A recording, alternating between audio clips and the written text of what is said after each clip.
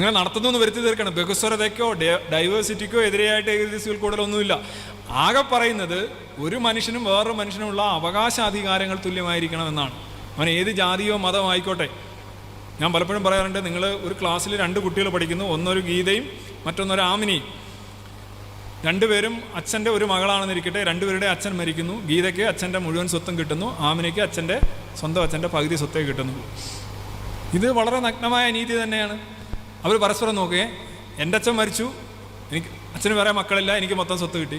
നിൻ്റെ അച്ഛൻ മരിച്ചു, നിൻ്റെ അച്ഛനും വേറെ മക്കളില്ല, പക്ഷേ നിനക്ക് പകുതി സ്വത്തേ കിട്ടുന്നുള്ളൂ. ഇത് ഒരു രാജ്യത്ത് ജീവിക്കുന്ന 2 മനുഷ്യനാണ്. അതുപോലെ തന്നെ വിറ്റ്നസിൻ്റെ കാര്യത്തിൽ ഒരു പുരുഷൻ എന്ന് പറയുന്നത് എൻ്റെ വിറ്റ്നസ് വേണമെന്നുണ്ടെങ്കിൽ 2 സ്ത്രീകൾ ആവശ്യമാണ്. സ്ത്രീകളെ എടുക്കാറില്ല ശരീഅത്ത് പ്രകാരം, എടുത്തു കഴിഞ്ഞാൽ 2 സ്ത്രീകൾ വേണം. അത് റേപ്പിൻ്റെ കാര്യത്തിൽ 4 പുരുഷന്മാരാണ് വിറ്റ്നസ് വേണ്ടത്. 4